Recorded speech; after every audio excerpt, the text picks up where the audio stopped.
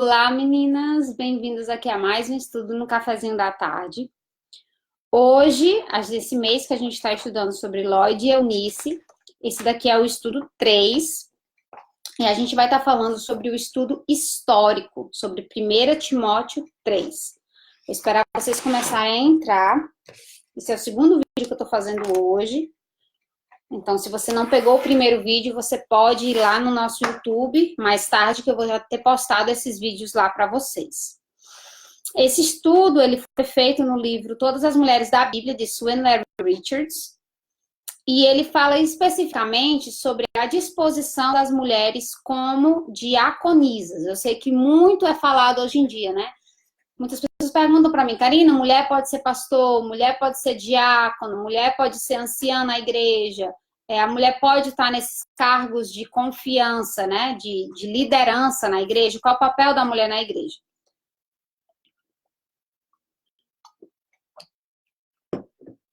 Então, sobre isso eu já falei com vocês no estudo Por um Coração Consagrado. A gente trabalhou um mês todo sobre o papel da mulher na igreja. E eu trabalhei várias referências bíblicas, né, sobre isso específico. Mas, e também trabalhei em um dos estudos que eu fiz em escrito há muito tempo atrás, sobre o dever, o nome do estudo era até alienação parental. E nesse estudo eu trabalhava sobre o dever de nós como pais em estarmos educando nossos filhos a obedecerem os estatutos da igreja. Então, a partir do momento que você se torna membro de uma igreja, tá? Que seja batista, seja presbiteriana, seja qualquer nomenclatura, né, de igreja formal que você se torna membro, você está aceitando as regras do estatuto daquela igreja. Então, tem igreja que não permite, vamos dizer, bateria. Tem igreja que não permite a ceia em casa. Tem várias doutrinas que tem igrejas que não permitem, elas vêm por bem colocar regras extras ao que está na Bíblia para o bom funcionamento daquela igreja. Então, antes de você se tornar membro, você e sua família de igreja, você tem que estar estudando se você concorda com esse estatuto, certo? E a partir do momento que você se torna um membro, você tem que respeitar aquele estatuto. Então, nós temos que ter esse zelo de estarmos cuidando do estatuto, né, da nossa igreja. Eu lembro que é uma igreja que eu fiz parte, que eu era membro no Brasil, ela não aceitava a bateria, porque foi na época que o estatuto foi feito, há muitos anos atrás, a bateria era realmente utilizada de uma forma inapropriada, né, causava escândalo. E anos se passaram, né, desde que o estatuto foi feito, o estatuto não foi refeito naquele ponto, e podia-se na igreja colocar a bateria no teclado, mas não poderia ter o instrumento da bateria na igreja. Então, assim, para mim era uma coisa que não fazia sentido, porque na Bíblia diz, louvai ao Senhor com símbolos sonoros. Então, assim, não é a bateria em si que vai trazer pecado, é a forma, né, como você se está ali tirando o louvor a Deus. E é um instrumento de louvor a Deus, né, válido. Então, assim, para mim não fazia o menor sentido, mas eu tinha, como adolescente, como jovem adulta, que acatar, porque eu decidi aceitar, né, ser membro daquela igreja. Então, assim, não cabia a mim eu poderia dar sugestão de mudança respeitosa, mas não caberia a mim estar batendo de frente com a liderança da igreja por causa disso. Chegando a esse ponto, nós, como mães, nós devemos ter o zelo de mostrar aos filhos o que está na Bíblia e o que a nossa igreja, e por que a nossa igreja achou por bem colocar essas proteções ao redor da igreja com diferentes regras em estatutos para que a igreja funcione de uma forma mais harmoniosa, né? Então, a gente tem que ter esse zelo. Tem igrejas no Brasil que hoje não usam calça, né? Que usam saia. A razão disso é por conta realmente dessa harmonia que a igreja quer ter, é como ela quer ser identificada. E não tem nada de errado nisso. O errado é dizer que a Bíblia diz que só pode usar saia. Então, assim, você tem que saber o que está na Bíblia e o que foi decidido ser a mesma coisa que você, um exemplo. Eu vou dar um exemplo, assim, bem rústico. Um time decidiu jogar futebol e daí todo mundo vai com blusa laranja, vamos dizer. Então, a regra do time e de blusa laranja não tem nada a ver com a Bíblia, foi como o time decidiu se vestir, como o time decidiu estar, né? Mas aí você apontar o dedo para todo mundo que não usa blusa laranja e dizer que essas pessoas estão em pecado, aí é que está o problema. E isso vale para tudo, gente. Isso vale para roupa, isso vale para tipo de louvor. Tem igrejas que só louvam com hinos, tem igreja que só louva com salmos, tem igreja que só louva, sabe? Tem várias outras coisas que as igrejas têm, regras colocadas, né, pela igreja, que a gente tem que ter esse zelo como cristãos, de estarem trazendo isso para os nossos filhos de uma forma bíblica. Você abordar o que a Bíblia fala sobre isso, você ter ali em sua família a regra, e daí você explicar para a criança, ó, a gente é membro dessa igreja, a gente vai respeitar, a gente pode trazer para a liderança uma ideia de uma alteração no estatuto para ser votado em assembleia e tudo, mas que você saiba que você não tem que mudar uma coisa porque está lá, né? É só a forma como a igreja vê e determina. Eu lembro que muitas das coisas, até quando eu estava na adolescência, eu tinha uma imaturidade tão grande, então até você ser amigo de alguém de uma outra denominação era motivo para preocupação. Então, assim, eram coisas que hoje eu olho para trás e digo, Senhor, como a gente estava assim, né, olhando sem nenhuma perspectiva espiritual de todo, de igreja universal, não é uma igreja universal do Reino de Deus, mas uma igreja universal cristã, uma igreja onde todos os povos estão ali incluídos no Reino de Deus, né? Que a igreja formal mesmo, ela é instituída por Deus, ela é uma igreja como a igreja primitiva na Bíblia, e ela precisa de regras para que funcione de uma forma harmoniosa, mas que nós saibamos identificar essas regras do que realmente está na Bíblia, tá bom? Pronto. Partindo desse ponto, eu vou começar com o que 1 Timóteo fala. Eu vou abrir em 1 Timóteo, para poder estar trabalhando com vocês. Versículos de 2 a 11. Então, vamos lá. O capítulo é pequeno, então eu vou ler o capítulo todo, tá bom? Antes de tudo... 1 Timóteo 2, pronto. Não, 1 Timóteo 3. 1 Timóteo 3, não 2. Esta afirmação é digna de confiança. Se alguém deseja ser bispo, deseja uma nobre função. É necessário, pois, que o bispo seja irrepreensível, marido de uma só mulher, moderado, sensato, respeitável, hospitaleiro, apto para ensinar. Não deve ser apegado ao vinho nem violento, mas sim amável, pacífico, não apegado ao dinheiro.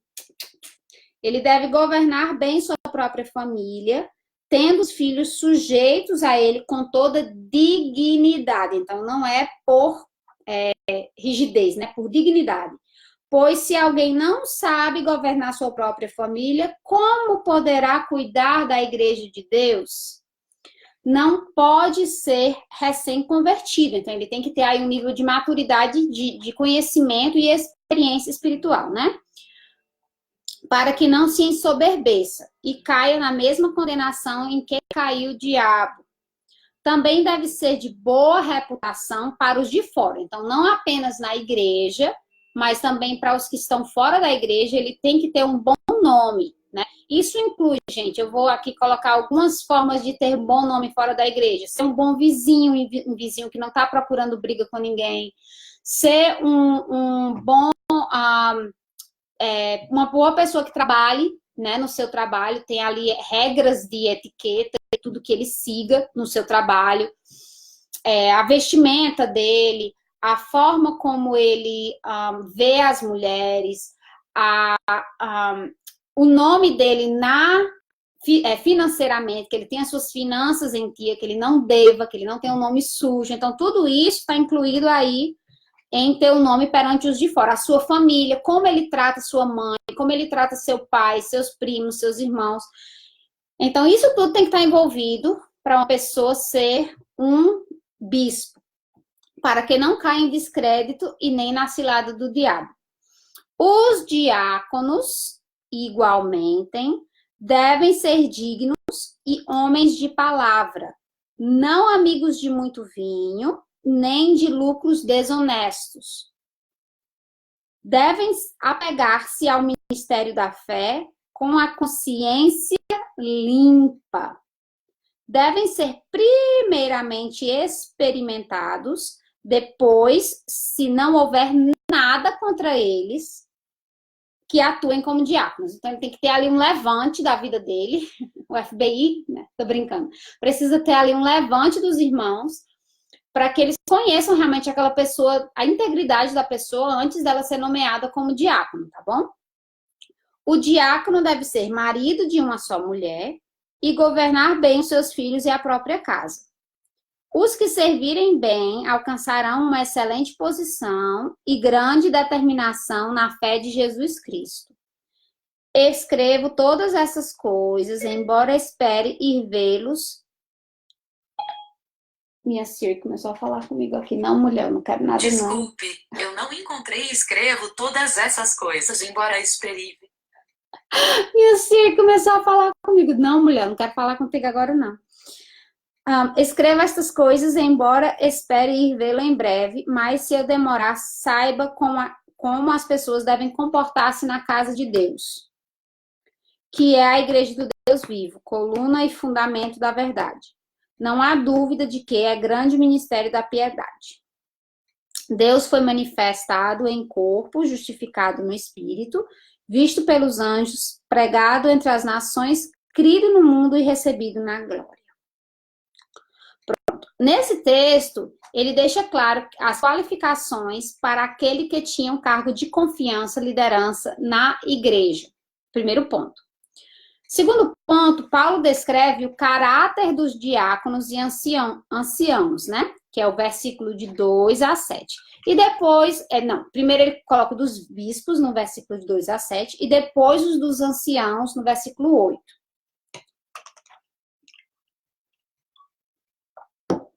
No versículo 11, ele traz a palavra grega para mulher e esposa, que é uma lista similar de qualificações. Então, ele coloca, as mulheres igualmente sejam dignas, não caluniadores, mas sóbrias e confiáveis em tudo, né? No versículo 11 ele traz isso. A palavra mulheres aí é a mesma palavra que quando você pega a nota de rodapé, diz assim, as esposas dos diáconos ou ainda as diaconisas. Então, pode ser traduzido como as esposas, porque era a mesma palavra para mulher e esposa. Então, não era como esposa, que é uma mulher que é casada. É a mesma coisa, a mesma palavra seria para mulher e para esposa, tá bom? E ele dá uma lista similar de qualificações, né? As mulheres igualmente sejam dignas, não caluniadores, mas sóbrias e confiáveis em tudo. Aí o diácono deve ser marido de uma só mulher, governar bem seus filhos, a sua própria casa. E assim ele vai continuar. Daí vem a dúvida. Ele estava falando de mulheres diácono, ou ele estava falando das esposas dos diáconos? E daí fica aquela pergunta ali, grande. E agora, José. Então, nesse livro específico que eu li, ele deixa claro que há razões para se acreditar que tratava-se, sim, de mulheres diáconas na igreja. Mulheres, a liderança acima de homens na igreja. Então, tem as mulheres que eram diáconos e os homens que não eram diáconos. Obviamente, as mulheres estavam num posto de liderança acima desses homens que não eram diáconos, né? Isso é óbvio. E não apenas esposas. Quais são, Karina, essas referências? Primeiro, a passagem nos versos de 8 a 11 sugere posições específicas para a liderança da igreja. E a lógica da passagem é porque ele qualifica as esposas dos diáconos mas não fez com as esposas dos bispos. Então, o bispo está em um cargo acima e o diácono está em um cargo abaixo, certo? Se o bispo que está em um cargo, se o diácono que está em um cargo abaixo tem que ter a mulher exemplar, sendo dignas, não caluniadoras e sóbrias e confiáveis em tudo, ele deveria ter falado em cima a mesma coisa para dos bispos, ou mais ainda, porque o bispo está no cargo acima. Mas não foi feito, né? Não foi dito isso. O assunto da passagem, mudando o foco da passagem do masculino de diáconos ao feminino, referindo-se às mulheres diaconisas em autoridade na igreja e o seu caráter cristão. Então, em nenhum outro momento no texto ele muda, por exemplo, de bispo homem para bispo mulher. Né? Não há essa mudança, não tem nenhuma referência à mulher com relação ao assunto bispo. Mas no assunto diácono, não apenas há referências a mulheres, mas como o nome diaconisa. Então, acredita-se sim que as mulheres tinham esse cargo de liderança, de diaconisa na igreja, que estavam ali auxiliando e elas sim estavam em uma posição de liderança acima de homens que não eram diáconos, certo? Pronto. Karina, você pode dar um exemplo na Bíblia disso? Posso. Existe uma mulher na Bíblia que foi, a gente já estudou sobre essa mulher, e ela foi descrita como diaconisa. Se você for para Romanos 16, vou abrir aqui minha Bíblia, Romanos 16, versículos de 1 a 27.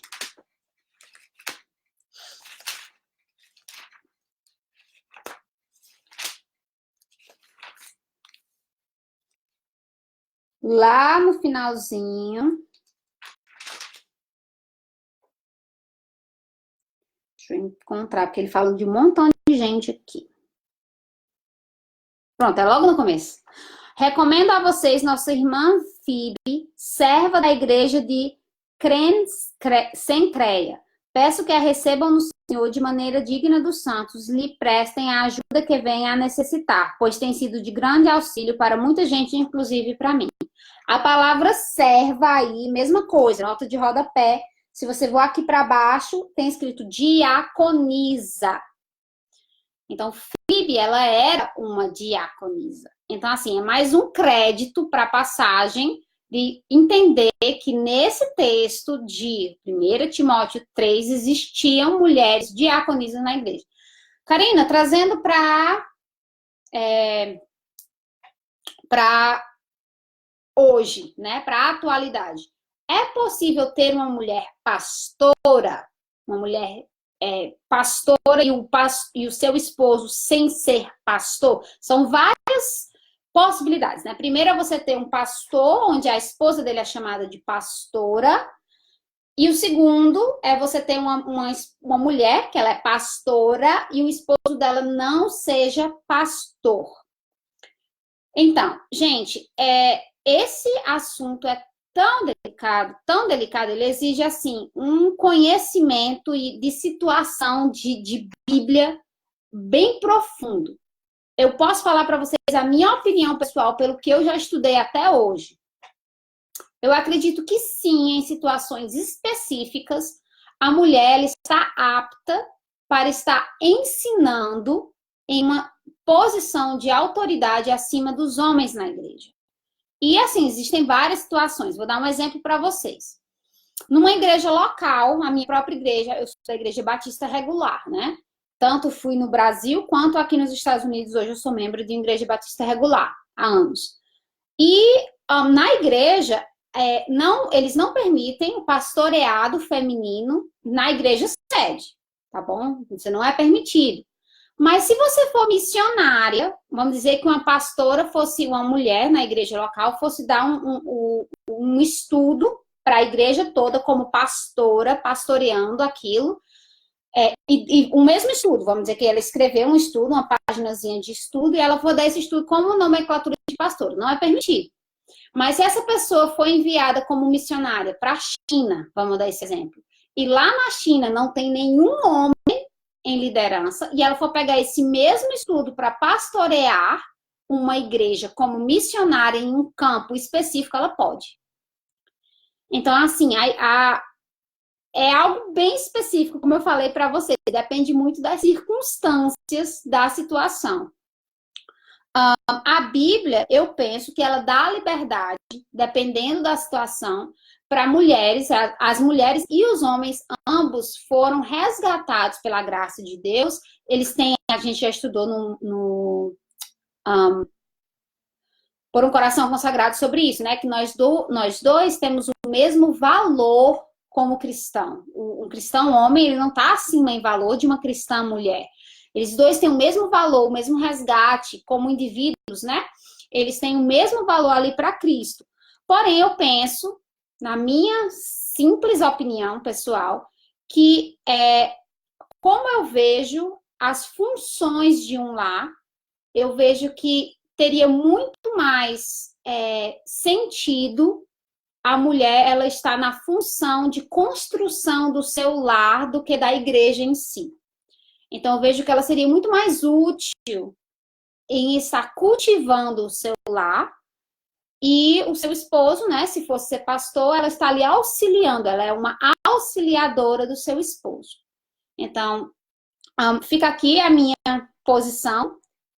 O estudo, eu vou estar postando as fotos para vocês no meu Instagram.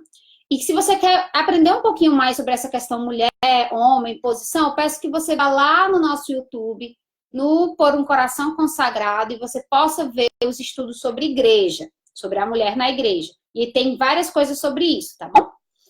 Então é isso, gente. Um beijo.